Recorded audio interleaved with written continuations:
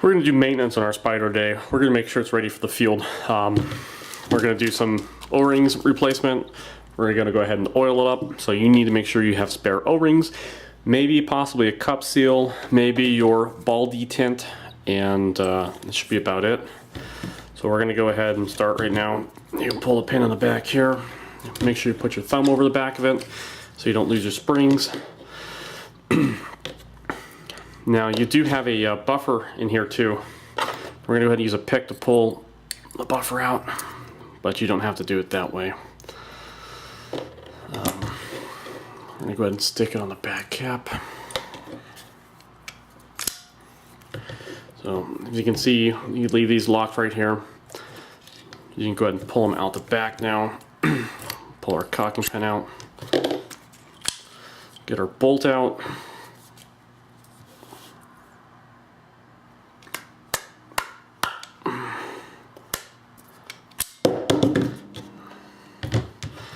So now we've got our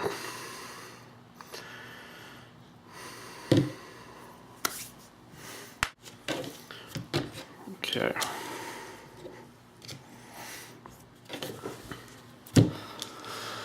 So one thing to note, when you're pulling it out, you want to be careful. You want to either remove your frame or you want to depress the trigger to get this out. Because if you don't, you're going to tear the seal right here on your sear through here. So I'll show you guys when I get it apart. But if you pull down the trigger, typically you can get it out without damaging your O-ring. But we're going to go ahead and install a new O-ring on this, so I don't really care for this right now. We'll just make sure when we put it together we're going to do it right.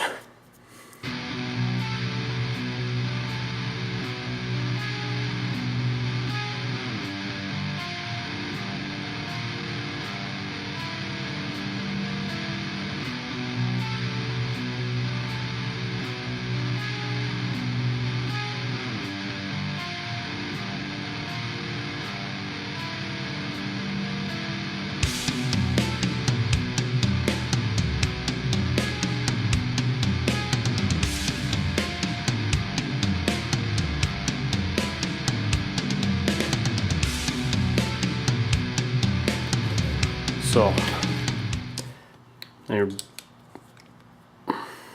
this is how it normally sits in here. You have your sear here. So when you pull the trigger, you can see the action right here. So when you go to pull out, you want to make sure you pull on the trigger to give this guy freedom of movement so you're not going to tear your O-ring. It's especially important when you're going back in because it'll snag that O-ring and it will tear it and you will have a leak. So we're going to go ahead and set our frame aside. We're not really going to worry about anything on this except other than tightening it down. You can see how it's loose right here, and that does need to get fixed. So we're gonna cinch that down.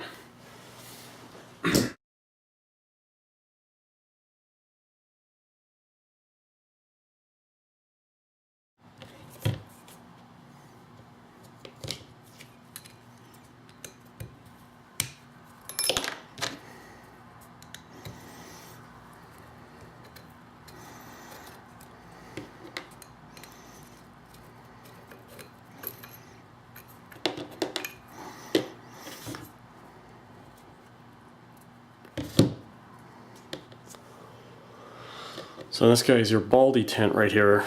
You want to check the condition of it. If it's bent over or if it's been sheared off, you definitely want to replace that. You can get those separately. You can get a cup seal kit, you can get spring kits, you can get O-ring kits. They have parts for these everywhere.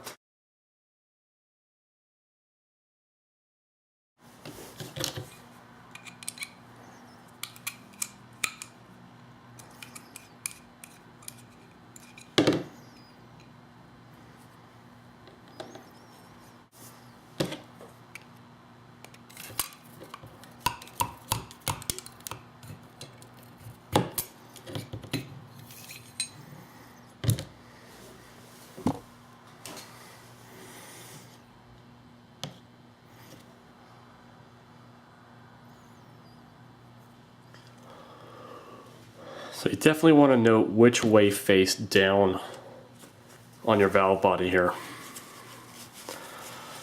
You know, if you can see this clear O-ring, was at the bottom, and you definitely gonna have a different area for your cup seal to sit and face against. And if you put it in the wrong way, you are gonna have a leak. But normally you don't have to pull the valve body out. But if you do have a leak from anywhere here on your receiver grip, or if you have it coming through the trigger guard area, you are probably having one of your valve body seals leaking right here. And again, it's held in by this screw, this set screw, and it butts up against this pin right here. So again, make sure you know which direction it's set, and you should have the larger hole should be facing the cup seal, because it actually, the pin will sit on the inside of it. Let me see if I can zoom in.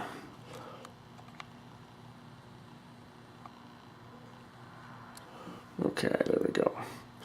So there's a larger opening. This is the one where your cup seal is actually going to go into. You can see this lip right here will sit inside of it. You're going to be sealing up against the Teflon cup seal. So pin will go out the back of it for a guide, and your striker bolt will come in contact this, and this will actually let the air flow through the marker.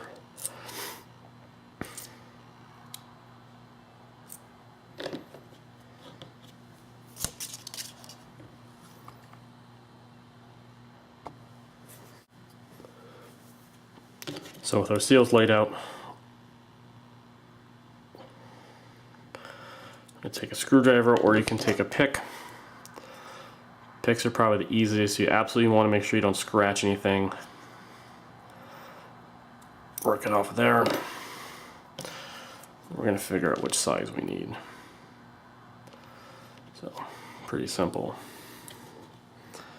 Good there.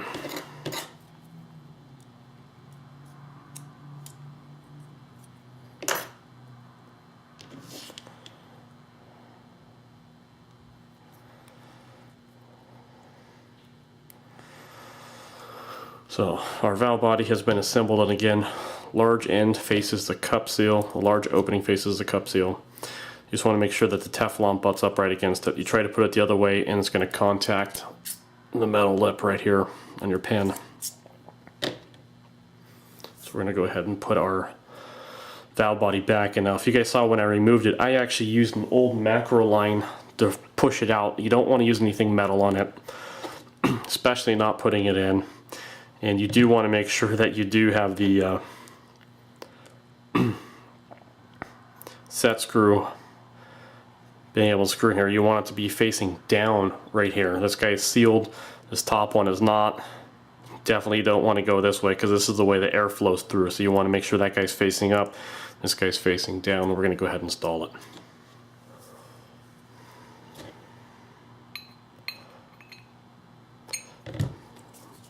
Forgot the oil.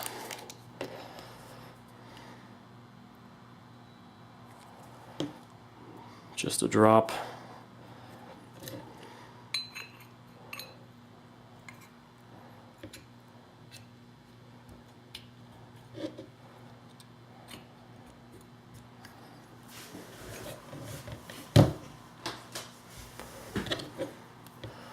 Again, I'm going to use an old macro line.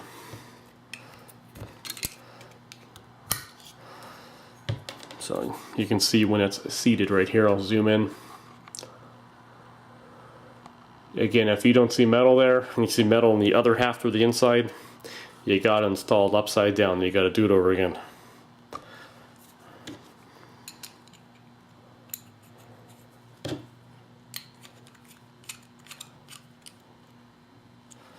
So we are installed.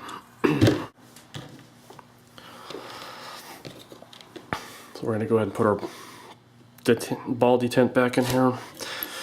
Now, this is a relatively old marker I've had for years and years, and just loaning out to friends. So the screw down here is stripped, so I only have the two upper ones available.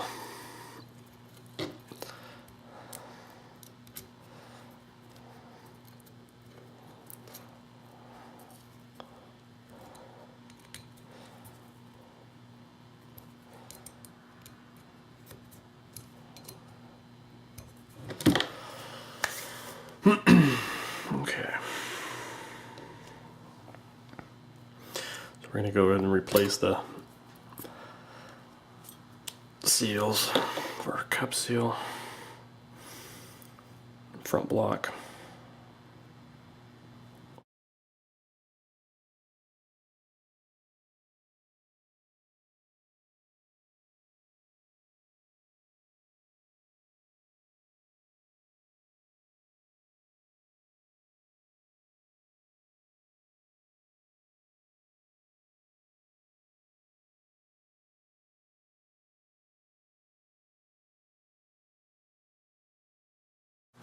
So we're going to take our striker bolt, find the right size O-ring for it.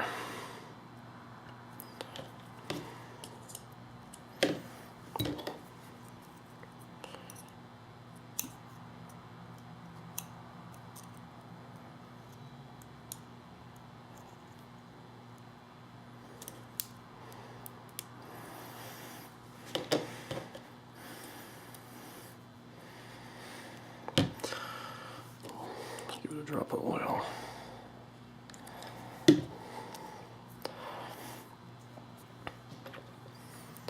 our caulking pen goes down in there, so when we set it up, everything's going to sit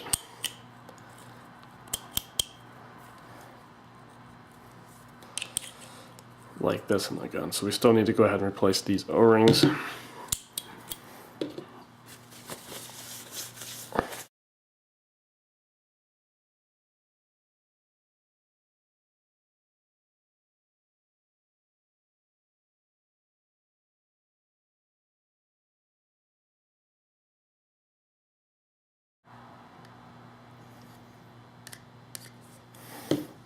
So just a drop of oil everywhere.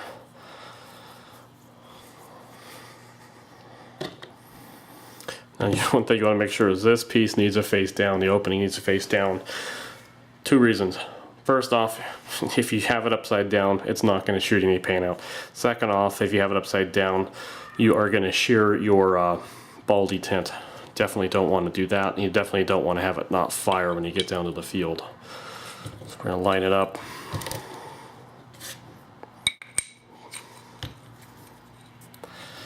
Apparently I managed to put it in upside down. Don't know how I did that, but you obviously want to have this guy at the bottom. This is going to be where your sear meets, and your caulking pen has to go here.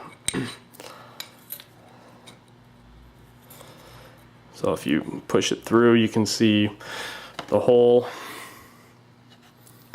and you can just kind of find your pin over the hole, push it in, and you should be good. Make sure they're both lined up. So this is your velocity spring right here. This is your adjustment for your velocity. Striker spring. These are notch for the pin. Goes in the back of the striker bolt.